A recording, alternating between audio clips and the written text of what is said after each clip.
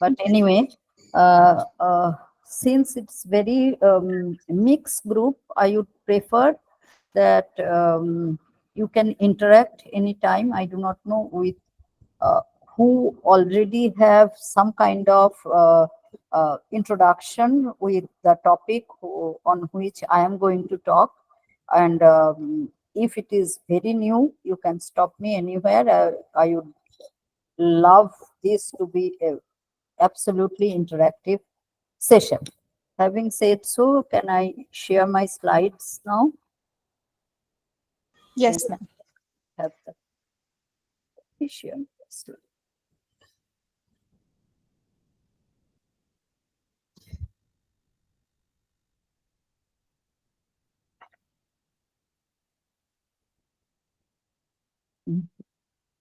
I'm going to slide mode, but it may happen that slide may not change in slide mode. If it is not changing, then you please tell me. Okay, ma'am. Okay. I'll let you know. Yeah. So, since Mona Lisa informed me it will be a mixed group, that's why I have taken a very broad kind of topic, and she has little bit discussed with me about the topic what other speakers are covering up, and in that what I have found that mine one is uh, little bit different, not in the frame of the way often people from other discipline observes movement or mobility, those kind of things. I work typically on the areas of migration where I hardly touch upon the historical aspects or historical past of it until and unless I had to refer something. So my historical past in my studies has gone maximum up to the partition, because I am a social demographer. The population change, the population exchange, livelihood issues and those things, as part of that I had gone maximum up to, that is part of the modern history only, not much past has been covered. So, considering the present thing, I mostly work in the areas of migration. And now, is the slide changed? I have changed the slide. No, No, ma'am. ma'am. No, that is, I don't know. I'm little. Now it has changed. Oh, it will take little time. That means.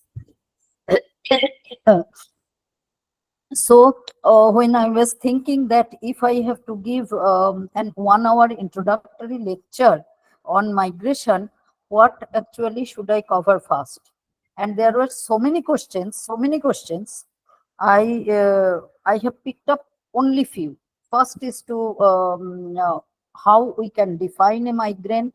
That itself is a question, and that's the biggest question rather. Then how whether a displaced person is also a migrant, or the displaced person can be considered as non-migrant. Then within the migration, is time a matter? So the duration of stay at the destination? If so, then how can we differentiate a temporary migrant? Whether temporary migrant or seasonal migrant also, seasonal migrants are temporary also. How can we distinguish this thing? And then I do not know, I may not have been very particular in the sequencing. First, I thought I will start with the mobility, because mobility is the larger gamut within which all kind of movement and migration fits. But then I thought, while describing the slide, I understood that if I start discussing mobility first, then I won't be able to come back to migration. That's why I have kept mobility little below, but mobility is the larger gamut of any kind of movement. It is any kind of movement. I'll discuss all of these aspects after that. Then there is coming the circular mobility. Is circular mobility is like seasonal migration?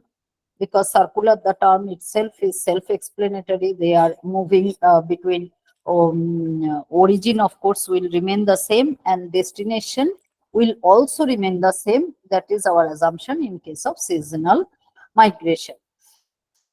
Then United Nations very recently, in last 3-4 years, has started introducing a term, irregular mobility or irregular migration, because I'm sure all of you will accept that migration is extremely a political issue. So giving it a name of displacement, giving it a name of seasonal migrant, giving it a name like refugee, giving it a name like conflict-ridden refugee, burden some nation to provide the welfare and other kind of thing. So instead of that, any kind of this kind of movement which are not very welfare driven, we have observed they are putting them in the basket of irregular mobility. The term first we had seen the maximum use of it when the Europe started receiving tremendous amount of illegal migrant through Mediterranean Sea and through Greece and other those small countries. So then they started using the term so that they can get rid of the uh, refugee welfare kind of um, policies and program, because that of course has a financial burden on any country if they take up refugee issues in a very serious manner.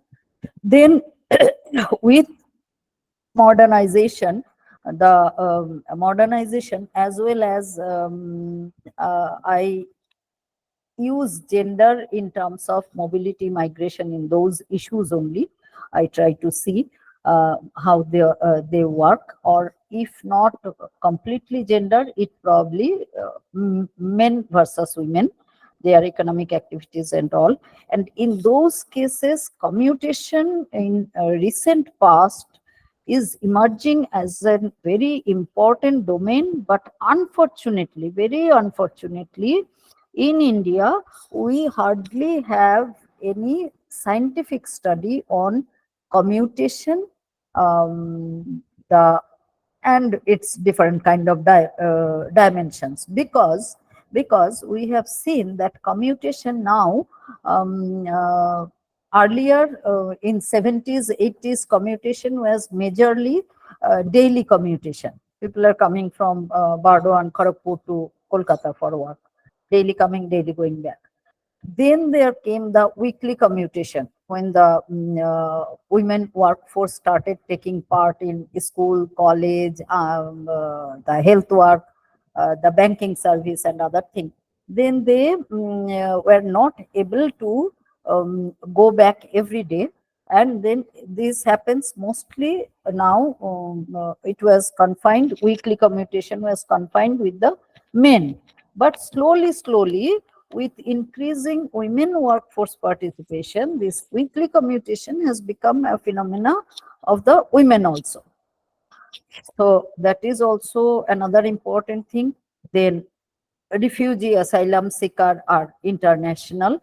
Refugee asylum seeker, I will not give much attention into it, because I must accept that I am not an expert in discussing refugee and asylum seeker, because it has lot of interfaces with national and international laws and regulations and political declaration and all.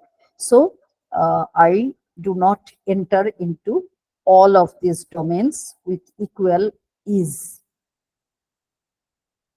Uh, so first, when I said the definition, who is a migrant, the major problem actually in migration studies, I have changed the slide defining migration. So uh, in The this case, slide has not changed, ma'am. change.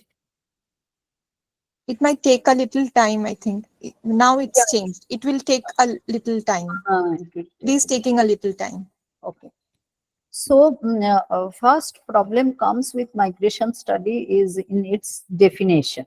I have lifted the definition from a book. A person can be a migrant to the analyst looking at change in provincial population, but not a migrant to another analyst focusing on national population change. So, what in this case, since it is a European book, so it is provincial and national. In this case, if we accept that if I want to see that whether India's population has increased or decreased because of international migration, whether it is partition of our country, whether it is the disturbance of Afghanistan, whether it is the political disturbance in Sri Lanka, in every disturbance, India mm, got some influx of refugees or displaced person or irregular migrant, whatever suits to the analyst to use it. And there lies the difficulty in migration study. That suitability of term is not very scientifically used because it can be politicized at every layer. So that's why if a person is interested to see marriage dynamics, suppose I think you are aware that in Haryana, especially Haryana and some part of Western Rajasthan, where sex ratio is very lopsided, they purchase bride from the eastern districts. Eastern districts. So here analysis is district. Here my interest will be, I will try to search data that marriage related migration from the district of maybe Jharkhand, Orissa or West Bengal tribal dominated district to the districts where sex ratio is less. So here my unit of analysis will become district. Similarly, when I try to see the effect on international disturbance, I will try to see on the basis of international boundary. That is one thing. So the first task is geographic focus. Where will I keep the focus of the study? That will determine my definition. Second task is to define what counts as a migration as opposed to the broader mobility, whom I will call as a migrant, then in the larger gamut of mobility. In this case, actually, different scholars, I didn't give all those things. Those are part of geographical studies where the scholars, Trivath and all different scholars have defined that those who have intention to stay permanently, those who are residing in the destination for more than 6 months, different kind of time duration and intention, the scholars have incorporated in their definition for migration vis-a-vis mobility. Okay, so then the problem arises for a researcher is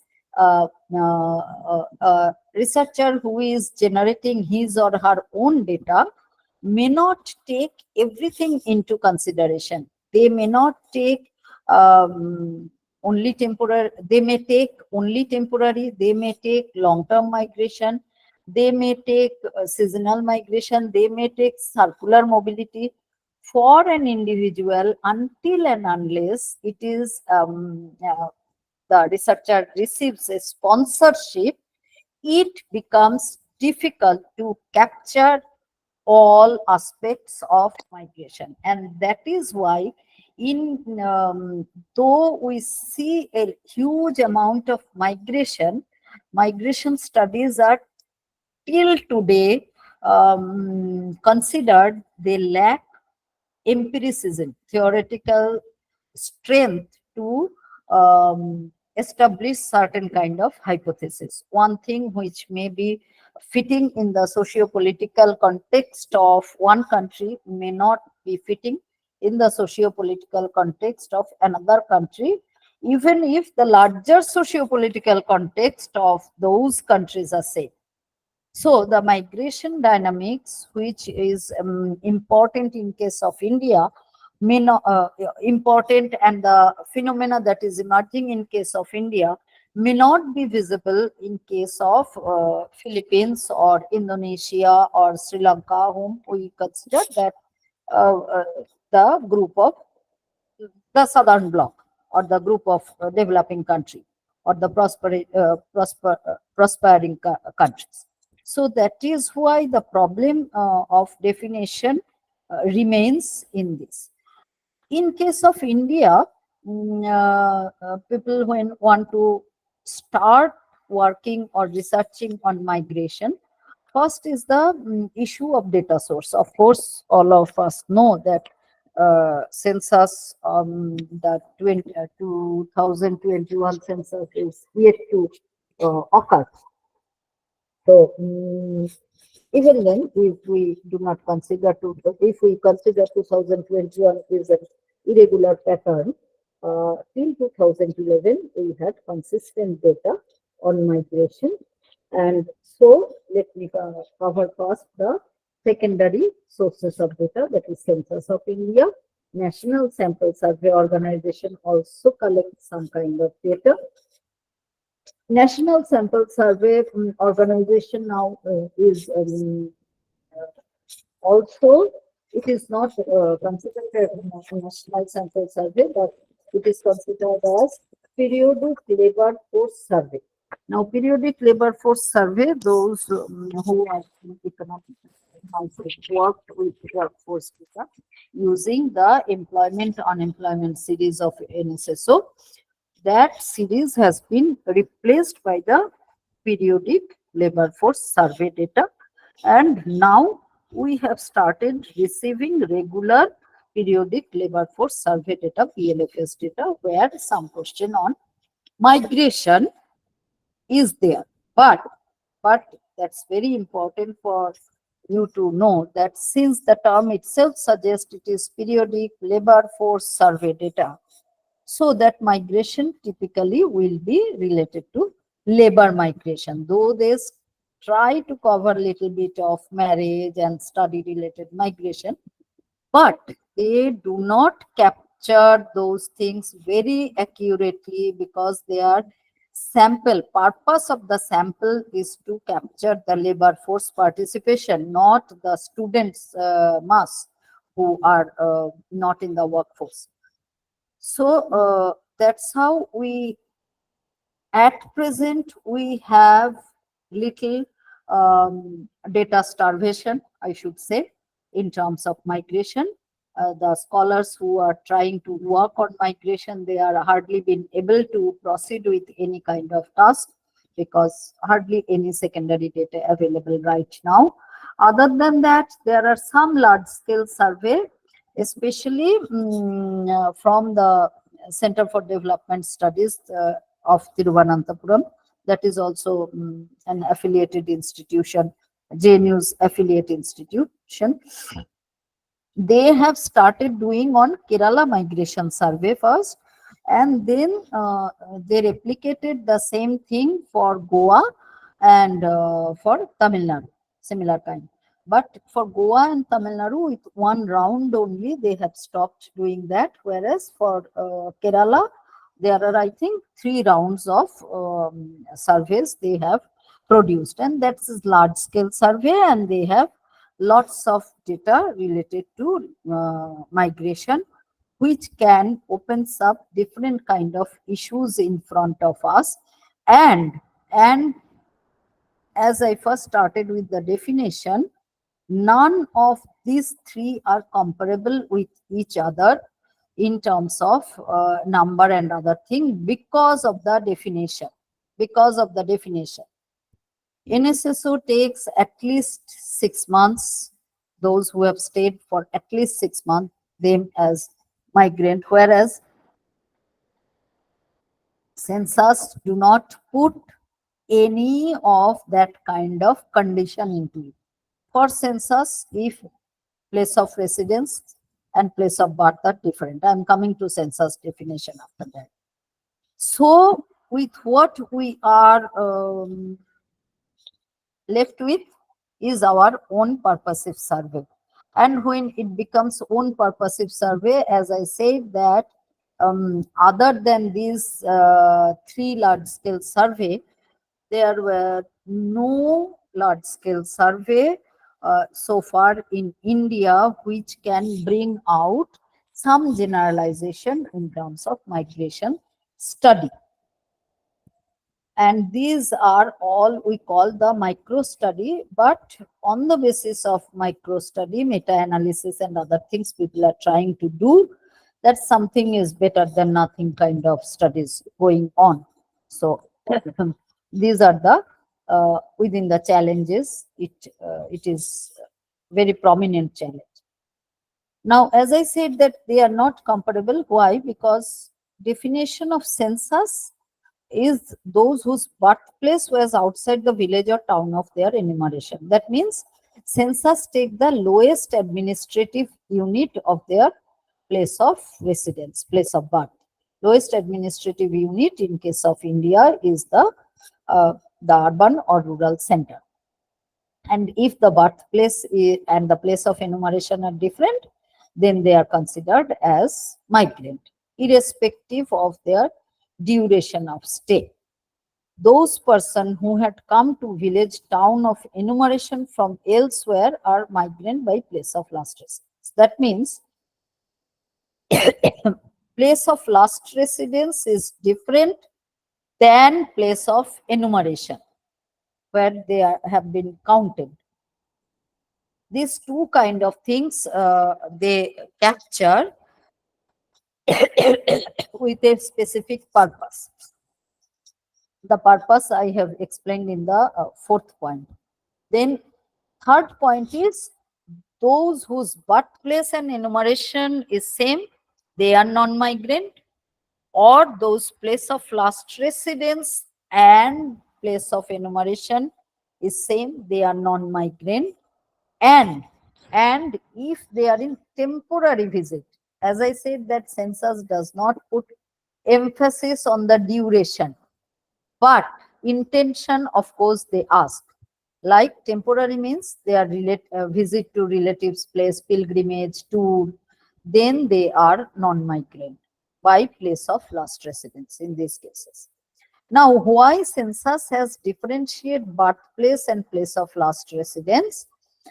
Because the birthplace data does not capture all the fineness. The last movement often not covered in case of birthplace if the person has returned back. In case of army officers or those who are in transferable job, we had often seen that they have left their birthplace for job, and once they have retired, they have come back.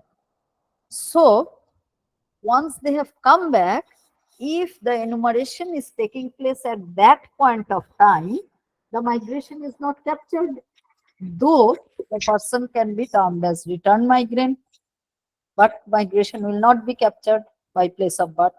But if we take place of last residence as important pointer to study, then we will be able to capture the return migration also. Now then, why census of India prefer to keep both of these, birthplace and place of last residence? Any idea from the audience? Why census keeps both of these?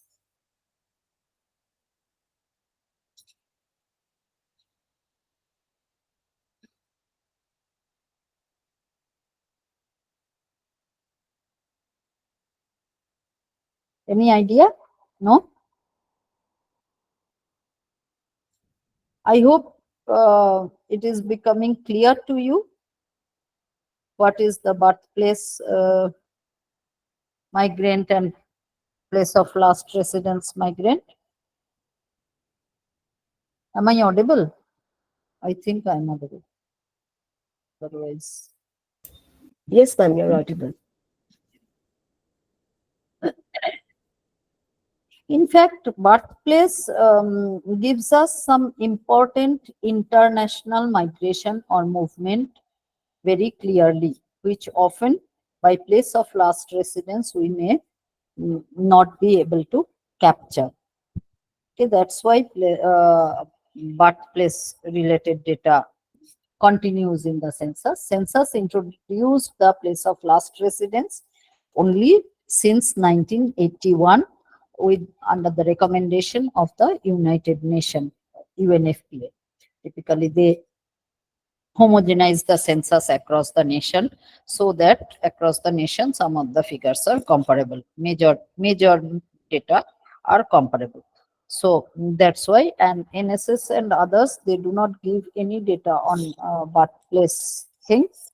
They keep only place of last residence. So to capture, we really do not have a very good database on international migration, but birthplace captures little bit of that thing.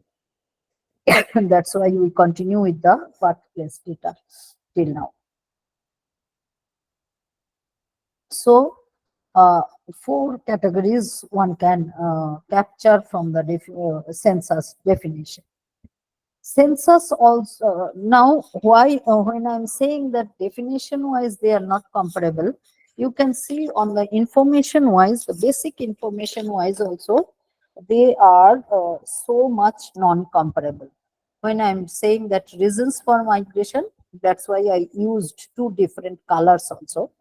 The census gives little simplified kind of reasons for migration: work, employment, business, education, marriage, moved after birth, moved with household, bus, and others. There is always an others which cannot be defined. Why census keeps it simplified? Because census is a very large operation and it has many other question. It's already a lengthy question, and um, the administering a lengthy question among a vast population is really cumbersome and often results into huge now amount of non-response. People are not keep their patience to answer all the questions. So census tries to capture the uh, dimension of it, the volume of it, rather than going into very intricate probing type of question. Whereas NSSO when collects NSSO, I think many of you must be knowing, National Sample Survey Organization, when they take up the survey, they take up issue-based survey. So they do not collect migration data. Ma'am, Yes, is the slide? Have you changed the slide? yes, I have changed. But no slides has been changed. It's still now it has changed. Reasons for migration, Yes, census versus NSSO. uh, Now it has changed. so there is a time lag. Yes, ma'am. Anyway, next time, whenever I will change immediately. I will change from here and then I will change. Okay, ma'am. Otherwise, it's reaching in a time lag, and time lag is quite more than a minute or so. 1 minute is quite huge. So now what I tried to say in this, that NSSO is always an issue-based survey. They do not provide any information in a regular interval other than those PLFS, that is labor force survey. Rest all are issue-based depending upon the requirement from the policymakers. Like earlier it was Planning Commission, now it is Niti Aayog.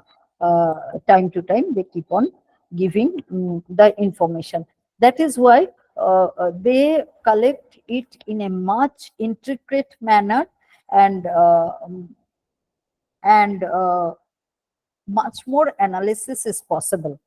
But migration data, whether it is from census or whether it is from NSS, it itself requires a training to understand the data. The data is little complicated, and data is given by using the regular technical term like place of last residence, place of enumeration, place of birth, and it comes in such an interchangeably that if the person is not extremely familiar with the terminology, it becomes difficult for them to follow and analyze and bring out research output from that. Similarly, NSS gives more information, so it is more complicated to understand, and but it can produce a very good research analysis and paper.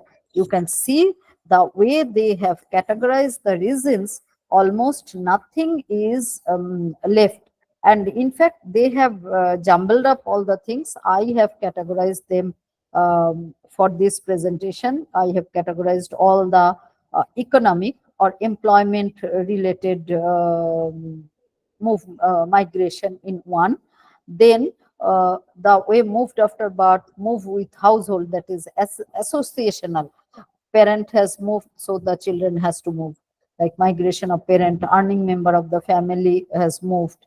Associational is mostly happen with the wives, where the husband moves. But nowadays it is also emerging that husband moves with the wife's posting, depending upon who can commute and whose place of work is more commutation friendly and all. Now both way we have observed, but majorly it is women migration only.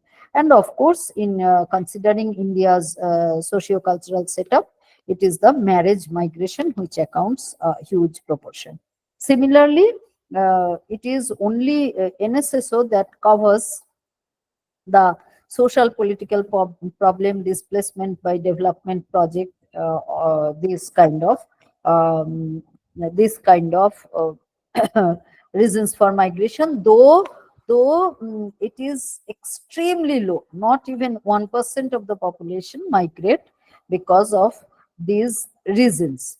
Because riot, terrorism, and political refugee migration, mass migration in recent past, we can only give example of the Kashmiri Hindus.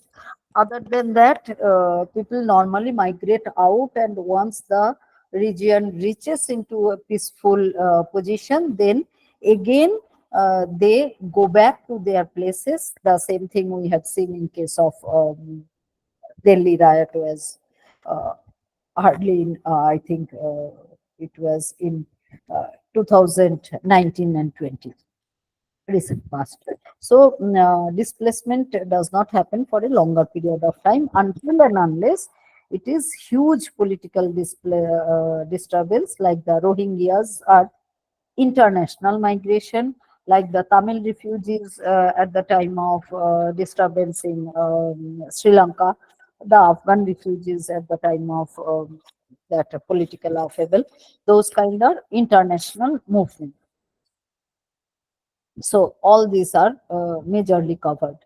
Then, of course, we have only little bit, very little bit of indication of climate-related migration. We are still quite poor in understanding climate change, or we use the term quite loosely, and often we are, of course, in our country, the funding for research is very poor. So we do not have sufficient number of studies to attribute the natural disaster and migration. We do not have sufficient, but they tried to capture. Now, once I am through with migration, let me come into, is displacement a migration? Is displacement a migration? If I asked you the question, if audience can take part, it would have been very lovely.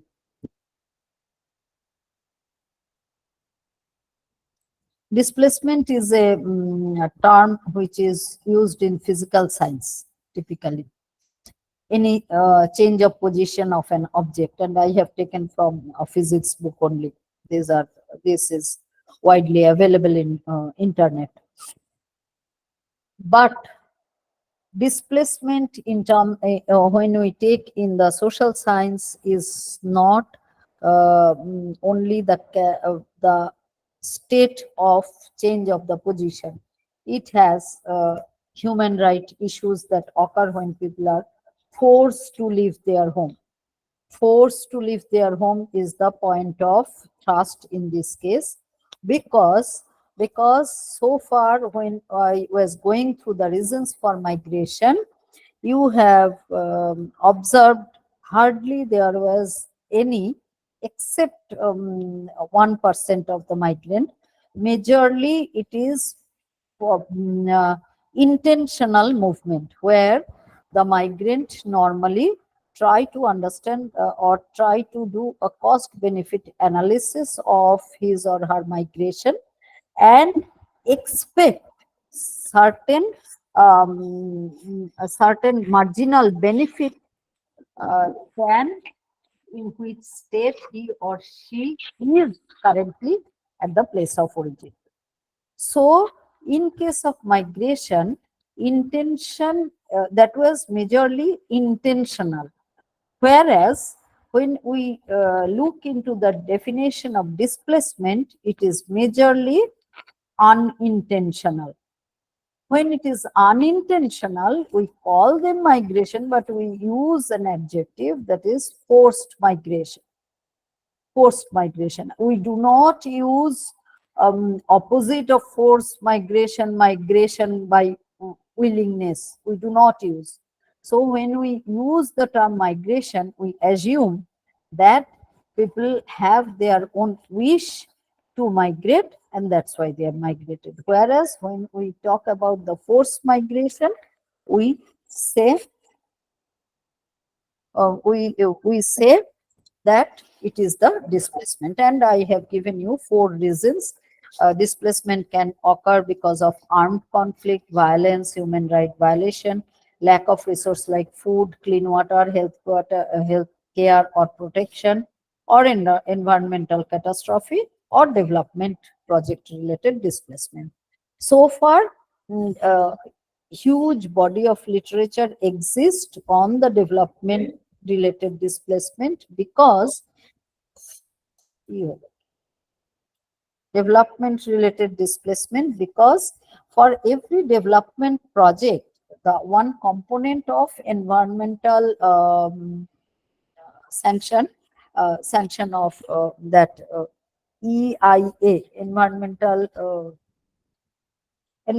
risk assessment, for every project they do. And at the same time, now in our project we have the component of compensation is there. If it is, if it has followed all the government norms and regulation, the compensation norm is there, and that is why the measurement of displacement is available for any development project prior analysis.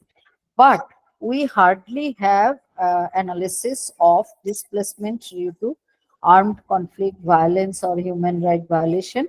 We always try to estimate how many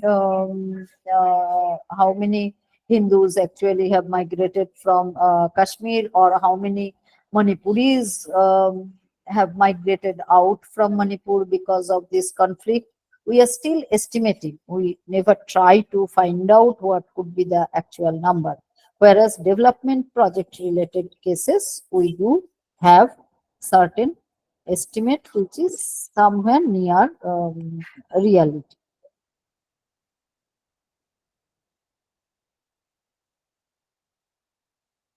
So I have changed the slide again. Now coming to the temporary migration, are they different than seasonal migration? May or may not. Because when I was defining the major data source like NSSO or census, what you have seen that they never try to give any terminology. It is the researcher who gives the terminology into it. They give the duration, whether they are going for 3 months or 6 months, or giving going frequently, this is the fast, or they go regularly, like that. And combining those the connecting those points, researcher who try to find out the temporary migrant and seasonal migrant, like that. Now all seasonal migrants are temporary, but all temporary migrant may not be seasonal. Okay, I think that is clear to you. Seasonal migration, the term itself suggests that it is related to season-specific economic activities. And majorly in case of India, we we were rain-fed. Now, of course, we are producing almost 70-80% cropland or multi-cropped area. So we are no more a rain-fed agriculture. But even then, we try to attribute our agriculture as rain-fed agriculture. And so the seasonal migration typically aligns with the agricultural seasons, and the major body of work relates to the migrant laborer from Bihar, agricultural laborer from Bihar to Punjab once upon a time. Now, majorly they have replaced with the machines, and labor supply also. India is little bit in the shrinking phase, and labor have diverted into other activities. Now, the labor is not associated with any seasonal kind of activities. I have done a study extensively on Sundarban area, where they go for those sowing of paddy and other kind of things in the rainy season to Bardwan district or Hooghly district, which are, or Murshidabad district, which are um, very intensive agriculture which practices. At the same time, in the dry season, they go to southern states, sometimes to Delhi, to Mumbai as construction laborer. So in those cases, we cannot give them the terminology of seasonal migration. They are typically temporary migration, migrant, and that temporary duration are divided month-wise across different kind of sectors in the economy. And majorly the fishermen and those who collect the forest product, for them, they only try to find out this kind of activities, because the after the implementation of the environmental international environmental laws and rules and regulation, the catching of fish is banned, especially large scale catching is banned in the summer months, almost for 4 months, when the they hatch. So in those cases, a large number of fishermen are really idle. If that matches with the agricultural season, then they go for agriculture. If that actually matches with the harvesting of Rabi crop, so they go for winter crop harvesting, and then they shift after that 1 month, 1.5 month task. They go for the construction labor work, and then they come back, join in fishing. By the time they join fishing, the activities inside the forest, they also have certain kind of ban period. Those are banned in the intense rainy season, because the plants, flora, fauna, everything, they regenerate, rejuvenate once the monsoon reaches there, and also it is risky. So those who were typically the forest product collector, now they are free.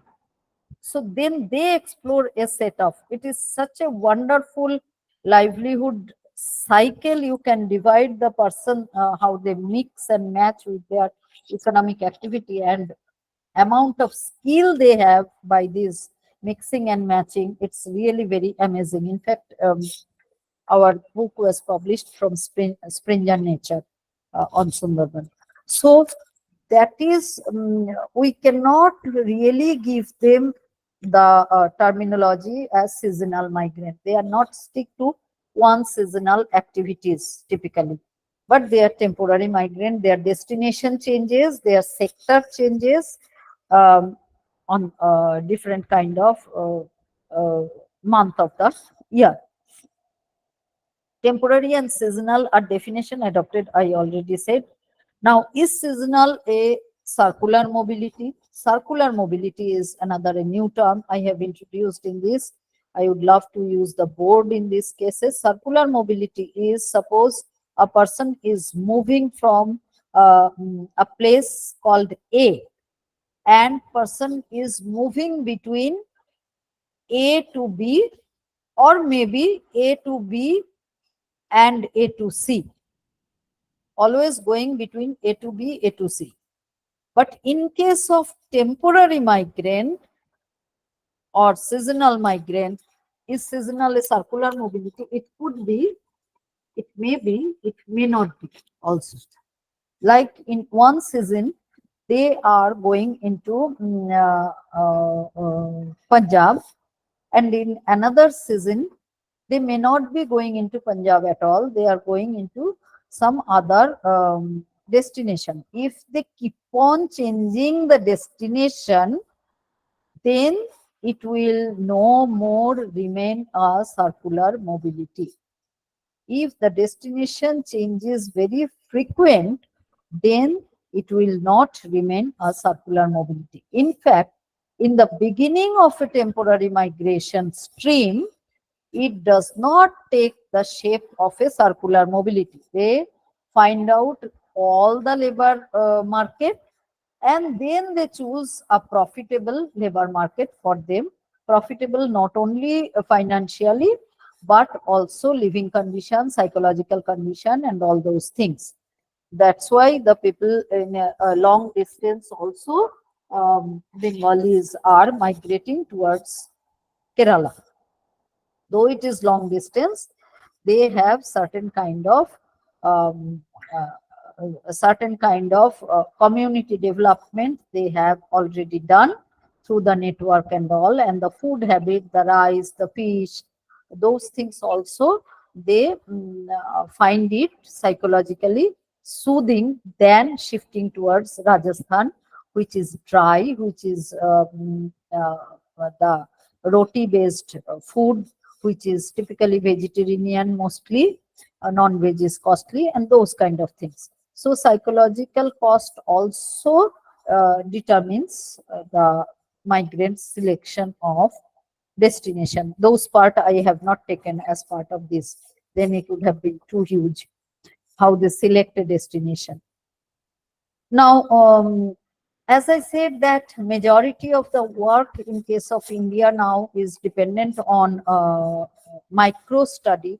So we, of course, will try to find out how one can do a micro study with less amount of resource available, both financial, manpower, time, everything. So in these cases, there are two kind of sampling method normally we adopt. One is simple random survey. Simple random survey means you reach a village and you go from one household to another household and keep on doing the survey on mm, if there is any person who has migrated, if migrated, where they have migrated, if not migrated, why have not migrated, work opportunity, and all those things. Now, after doing a survey of the village, maybe 500 households randomly selected across different caste group, religion group, and mohallas. Uh, then what you found out that hardly 25 household have sent somebody as migrant. So that is one kind of random survey where you have both non-migrant as well as the migrant for your study, and from that one can find out the rate and then the other kind of whatever objective you want to identify the benefit of migration. I think slide has changed or not. uh, if not changed, I am changing. So this is two sets. Another set is purposive, which is which require even lesser resource, like through some key informant or through some administrative clue, researcher identify one or two villages where the concentration of migrants are there, and from there they purposively select few household, and then they start snowballing those numbers, because migration always happens in through network. uh, the network plays the most prominent role, that is the work as social capital, network work as social capital in this case, in case of migration. So purposive is less time consuming, less resource consuming. Then you can have it depending upon the objective, whether you can administer a detailed questionnaire, or a researcher wants to go into a qualitative kind of research output, then only interview will do. If you have a questionnaire, you can find out if it is close-ended. Many of the things can be quantified and statistically tested, and hypothesis testing can be done, and the positivist approach can be adopted. But at the same time, one can even go with open-ended objective and subjective type questions, and depending upon that, they can elaborate, and uh, they can go into further probing questions and all those things. This is actually one entire lecture, so I'm not going into all detailed layering of this method of sampling and type of questionnaire in case of migration study. Why I said that if I start with mobility, I may lose the track. This is because mobility is very large. Several type of movement is actually included in mobility: tourism, travel, many others. Now, as a geographer, we do not see mobility as only in the horizontal space. Mobility can, as social demographer, typically, the mobility can be on vertical plane also. Like a person is moving from a lower rung job to a higher rung job. That is also a mobility. Now, whether the job has mobility prospect, we ask when our student take up a job, find out nicely whether the job has a mobility prospect. Upward mobility, how frequent is the upward mobility? Find out those financial upward mobility. Similarly, in the social class and all, those have come up from the European Renaissance. I think social class mobility, that also we have experienced. But these two are not typically the areas of, we have to change it. These two are not typically the areas of concern of the uh, migration scholar. The vertical mobility. Vertical mobility, social geographer can consider, sociologist can consider, anyone who is working on the social dimension, they can consider. But migration is typically involving two places, A and B, changes therein, the people's movement therein, the intervening obstacle they face therein, the intervening opportunities they face therein, everything is actually typically spatial, that is horizontal mobility. And I just gave the definition in this case, the mobility definition. Because if any one of you ask and if I forget that time, that's why for my benefit I have kept it. Now coming to the last slide.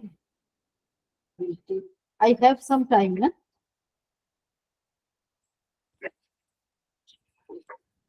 Do I have some time? Definitely, ma'am. because I do not know what is your breakup of interaction. You have some interaction time also. Yes, Yeah, ma'am. definitely. Okay, you The can session continue. runs. Continue now. You can continue. The Okay. session runs from 7 to 9, and Okay. you can break your time Okay. between Okay. discussion and Okay. interaction. Okay. Okay. Just a minute. দিদি আমি একটা টকে আছি, 9টায় free হব। Hello, hello, আমি একটা টকে আছি, 9টায় free হব। তখন কথা বলবো, লেকচার দিচ্ছে। ওকে, নাও coming to the challenges, so far whatever I was saying is the fluidity of the fluidity of the definition. So comparability becomes so difficult. Forget about the international, you are comparing Bangladesh, Pakistan, Nepal, Sri Lanka.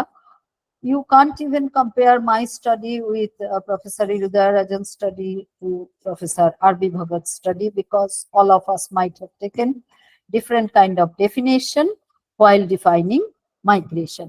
So that poses a great challenge, though the name whose name I have taken, we are in the same group of scholars.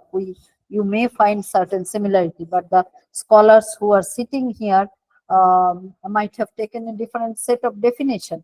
So that fluidity of definition, as I said, often give uh,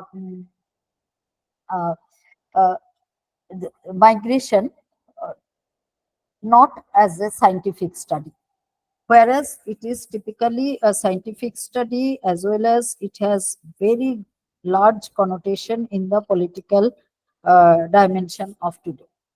Then, since the definition is fluid, of course, the data collection will be fluid. And it is not only the problem of data collection comes from that, since it is a political agenda, often people do not disclose that they are migrant. Often people over disclose that they are migrant, like over disclose in a sense. I said that in case of Delhi, what we have seen, that from time to time, many of the slums, they are evicted, and then they are given certain resettlement piece of land. And for getting those resettlement piece of land, suppose they are setting up a time duration that those who are living in this slum for last 10 years. So those who have come in last 1 year, they also declare themselves that we are staying here for last 10 years. So that is the kind of over enthusiast or over information through which migration goes on. And that poses a tremendous challenge for any policymaker, any researcher, to really find out what is going on. Now, when we look into there is a huge political uh, dialogue on infiltration from Bangladesh, Rohingya infiltration, and other things. But the estimate varies in such a huge extent that the common researcher like you and I won't be able to find out what exactly the number of people who have actually been displaced. Then, second set of complexity in data collection is a person's identity is divided into two places: his or her place of origin and place of destination. And a person's identity or the person's expression changes when the person is living in origin and when the person is living in destination. And often the migrant psychology is that they either glorify their destination. If they are willing to go back, they glorify their destination. And if they do not want to go there, they pose the picture in such a negative light, through which, if you see, you may not see anything positive in that place of destination, and you may think that why people are going there. like the way we had seen the migrants coming out from Maharashtra. So we actually have analyzed some of the data of 2020, 2022 up to 2022 from NSSO. It is quite complex, and it is so interesting that Maharashtra over this time period have hardly lost any population. People might have come back, they came out, but silently they had gone back also. Even if they are saying this is not a place to stay, it's all slum and other thing, but the economic opportunity is much better than their origin, so they are again. And how they have gone back, that remain that did not actually um, attract any of the researcher to find out that why they have gone back. As we know, 90% of them have gone back during the COVID. Whoever has come out, 90% of them have gone back to their destination places. So, depending upon the location of a migrant, the kind of information changes. The kind of information a researcher is trying to find out changes. At the same time, some of the research's objective may be typically on the basis of the origin. In the that classical term, we call it push factor. Though often nowadays we are not giving the negative terminology to anyone. We do not call it a push factor. We often call it the people who have capability to move out, they move out. That means they are positively selected.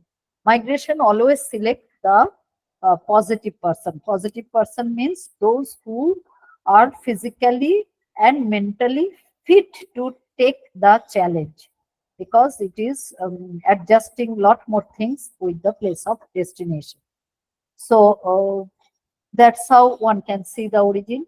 At the same time, when we look into their living condition, their migrants' right, or now the thing has come that one nation, one ration, those are typically on the basis of the place of destination. Because the Delhi is one of the state who has implemented one nation, one ration, the first go itself. And that was in collaboration with the Bihar government, because Delhi has a huge chunk of migrant from Bihar. So those are posing tremendous challenges not only to the researcher but also to the policy makers, that where should we confine the person for collecting the data. Then another challenge that comes, so far I was going through the definitional part. Now, if we divide it, the component, migrant person, why a person migrate? Typically for some welfare, always for to gain something, a better gain. So in that case, the literature in economics is flooded with remitting behavior, that is remittance.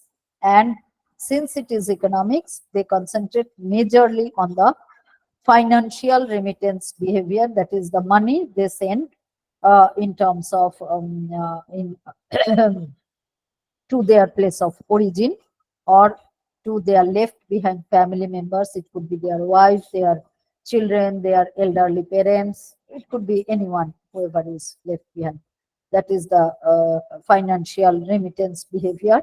Now, when people try to find out the remittance, economists always find it challenging to give it a quantifiable number, because we assume that people do not speak about money very correctly. They will not tell you the correct number. Apart from that, there are challenge of, there are lot of informal channels that are operating in terms of remitting behavior. Informal challenge means someone from the village is going back, and migrant person is sending some amount of money through him. So that is an informal channel, which is very difficult to capture. So, or sometimes there are many other informalities work in terms of remittances. If you have the question, then I think I can elaborate upon.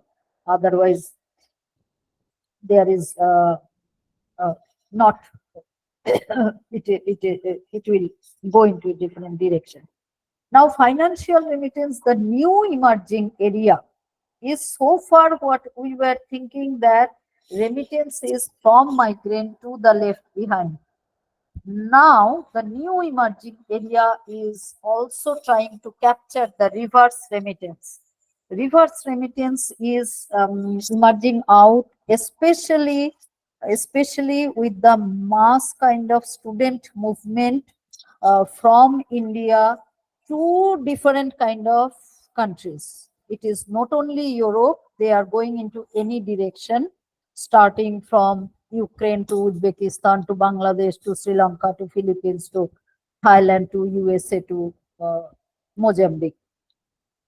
In those cases, a majority of them actually are going without any scholarship or financial aid from that particular country. And it is the parents or the so-called left behind, it could be grandparents either, they are sending money to them, which is termed as the reverse remittance, and which where people are really working because we see it as draining of the resources, because people are not going always for better opportunities but for any kind of opportunity that has appeared mostly for medical education and technical education, where people are going out because our technical education scope for technical education in the are quite constricted. That's why. So reverse remittance is another emerging area, and in fact, first time this year, the uh, government of in times of India, in fact, I have read that what is the amount of money is being drained for these student who are just after doing their +2 going for their UG courses to different kind of countries. Other than reverse remittance, the another emerging term on which there is very little work in case of India. Uh, Even I tried, but I could not.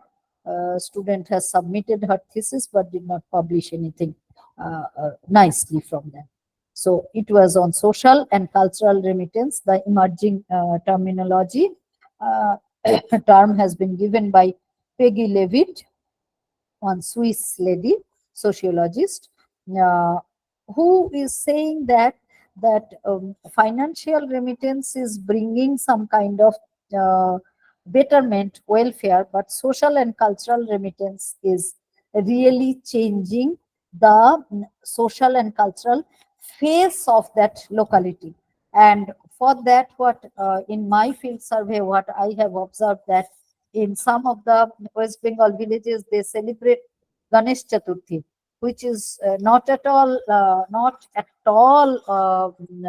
West Bengal celebration. But these are the group of migrant.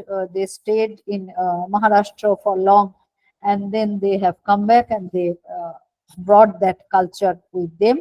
And once they have started, then there will be a mela, and then there are some food stall, street food stall, and some set of spurious business activities. So these are some social and cultural. Cultural, of course, what we have seen, it was very interesting in remote UP village. I traveled with her field during her field work, where during my university days also and my initial days when I did my project and other thing when I used to travel in UP, people used to give a different kind of food, like they will give you the that corn and other kind of thing, and locally grown food, and pakora is very popular. Those kind of local food what they have. But surprisingly, when I was moving along with her uh, in the houses of the international migrant, and they are the migrant who has come back from not come back. That time they came back. They will go back once. It was during the Eid, and they started offering us almost three types of khajurs and then the dry fruits. And we clicked so many photographs because we were very thrilled the cultural remittance, looking into the cultural remittance out. The greeting method also changes when people come out from when people get influenced with their place of destination culture and other kind of things. So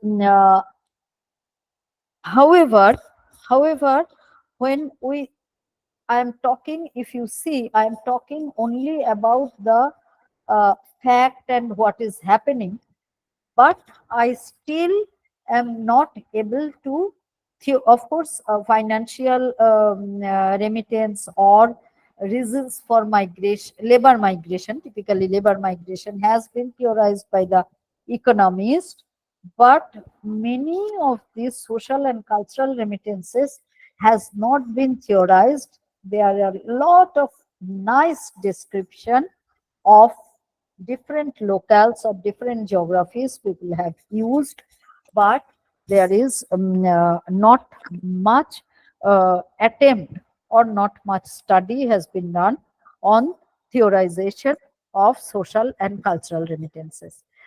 Also, since the study of social and cultural remittance is at the very nascent stage of its development, uh, you won't be able to get a standardized kind of questionnaire either to refer or go for your further study carrying out the social and cultural remittances like marriage practices and many other things.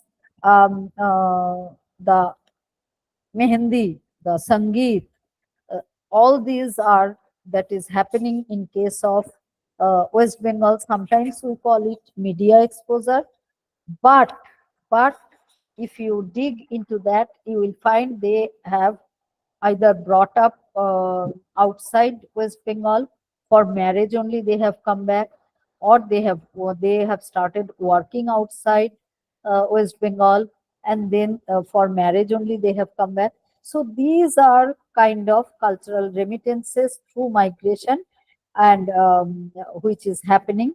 And the major important thing in this is the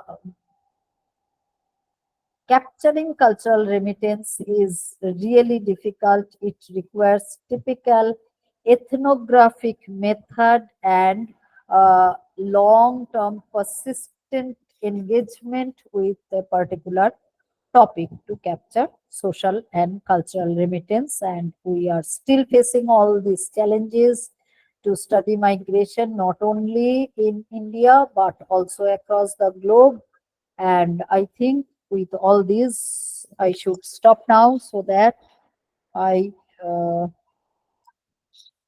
can get some opportunity to interact with you.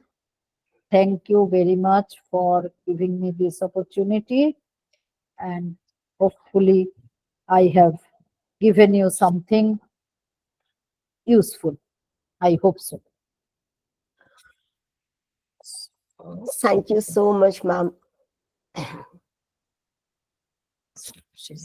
Thank you, madam, for your extremely enlightening,